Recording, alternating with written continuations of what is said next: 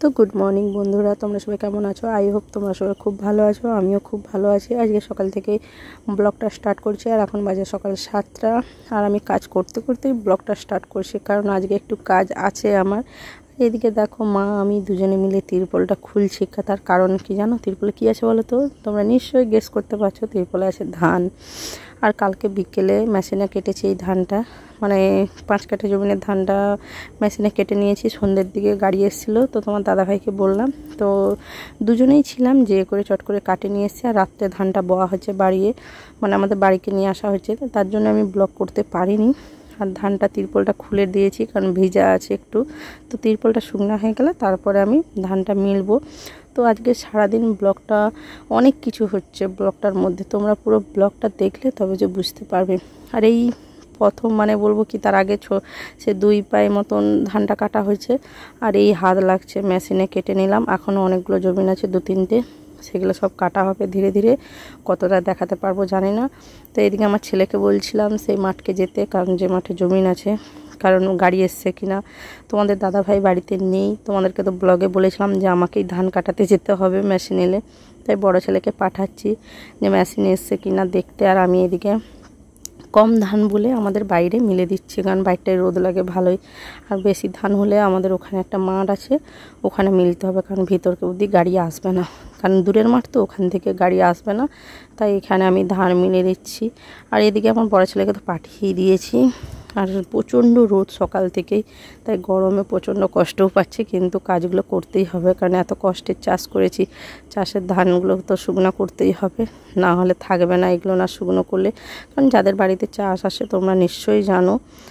আর ওর জন্যই, আর জানি না কতটা কি ব্লগের মাধ্যমে তোমাদেরকে দেখাতে পারবো, কারণ এখন চাষের কাজ চলছে, তো ব্লগ করার একটুকুনো সময় পাইনি জানো বন্ধুরা। যতটা পেরেছি আমি ব্লগের করে করে রেখেছি, তাই একটু কাজ না শেষ হলে আমি পুরো ব্লগগুলোকে রেডি করতে পারছি না, এডিট করতে পারছি না ওর জন্য।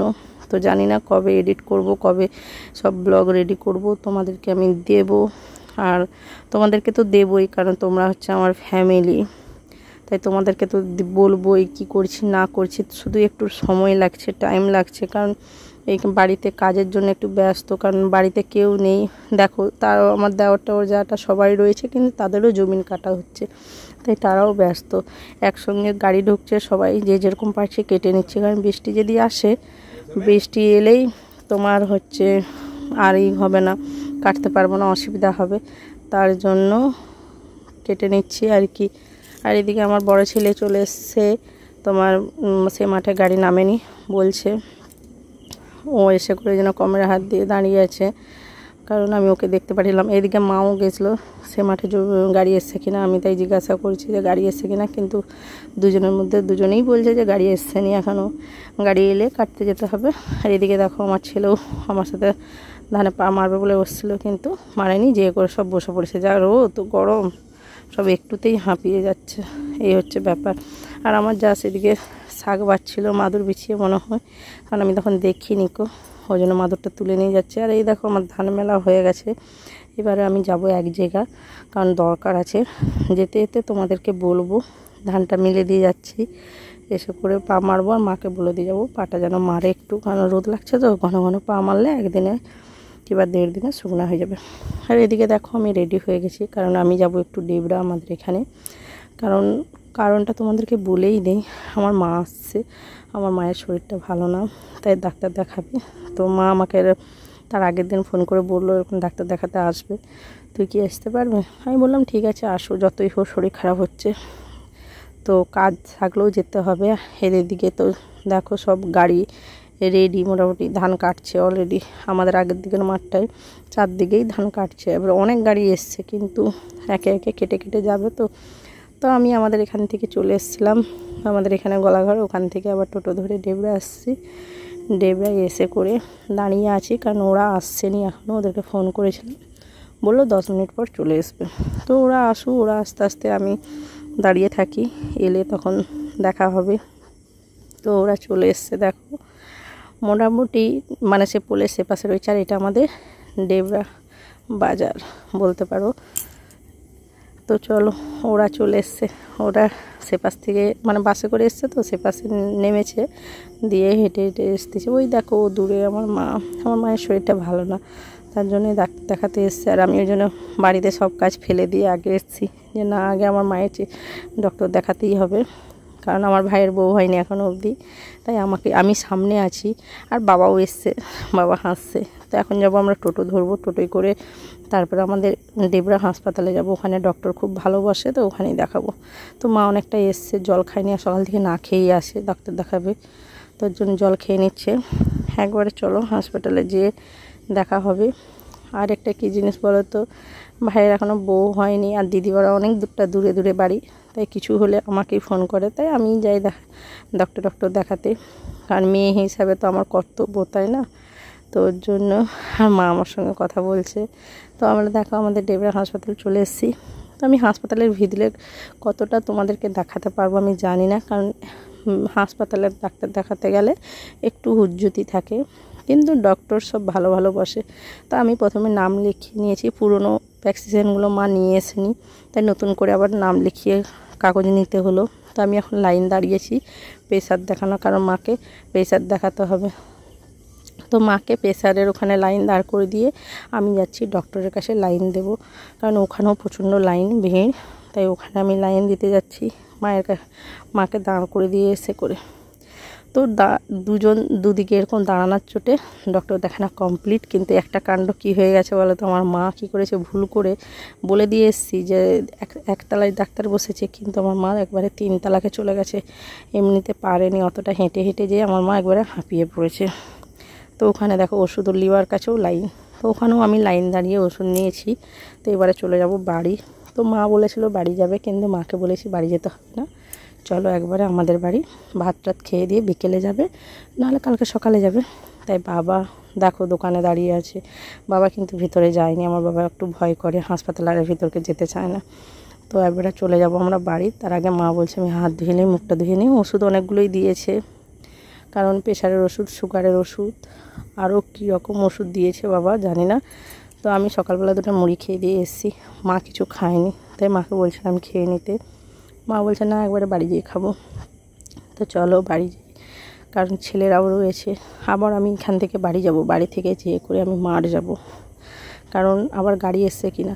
তো আর আগে ডেবরা বাজারে একটু দাঁড়ালাম, মাকে বললাম আখের রস খাবে, মা বললো হ্যাঁ। তো মা আমি আর বাবা করে 3 জনে মিলে আখের রস একটু খেয়ে নিচ্ছি, কারণ সকালে সকালে বেরিয়েছি, তো তাই কিছু আর বাইরে খাইনি। যা গরম পড়েছে, প্রচণ্ড গরম, জীবন আটুপাটু করছে, কিন্তু কিছু করার নেই, বাইরের কাজ বাইরে করতে তো হবেই।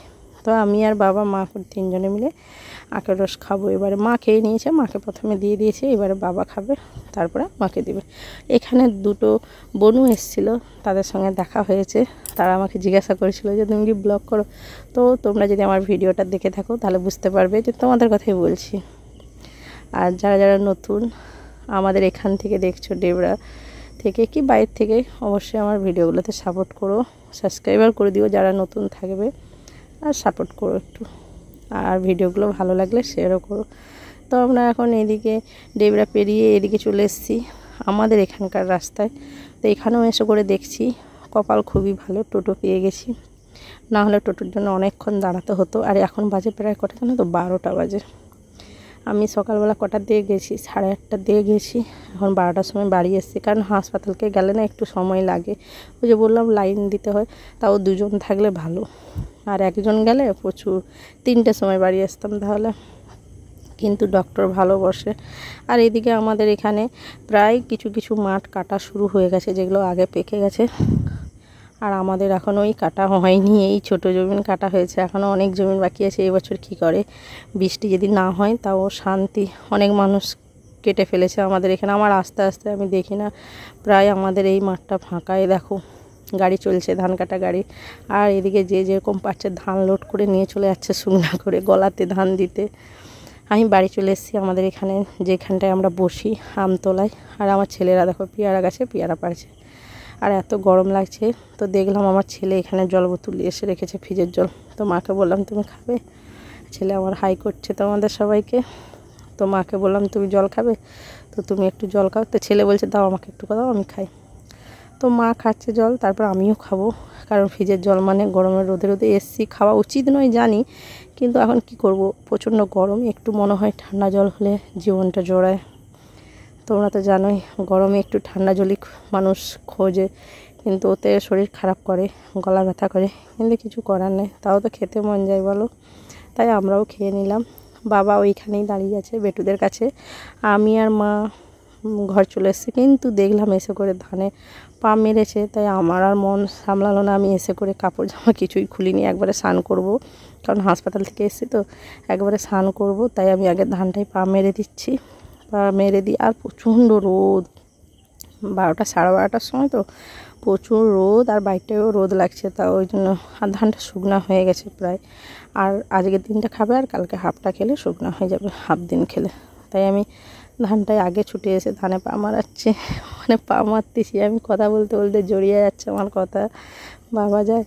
একটু ব্লগগুলো তোমরা দেরি করে করে পাবে, অ্যাডজাস্ট করে নিও, কারণ তোমরা তো জানো, যারা আমার ইউটিউব ফ্যামিলি তোমরা সবাই জানো, যে যারা যারা আমার রেগুলারই ব্লগ দেখো তারা নিশ্চয়ই জানো যে আমি একটু দেরি করে ব্লগগুলো দেই, যখন যে সময় ব্লগগুলো দেওয়ার কথা আমি তখন সে সময় দিতে পারি না, কারণ আমি একাই ভিডিও করি, একাই সব কিছু রেডি করি, আমার হেল্পিং হ্যান্ড বলতে কেউ নেই, ধরার মতনও কেউ নেই ব্লগ, তাই যতটা পারি নিজেই মানে বানিয়ে নিজেই পোস্ট করি তোমাদেরকে দেখানোর জন্য, আর নিজেই চেষ্টা করছি কিছু করার, আর নিজে চেষ্টা করলে তো হবে না, তার সাথে সাথে তোমাদের সাপোর্টটাও লাগবে, তাই তোমরা সাপোর্ট করো।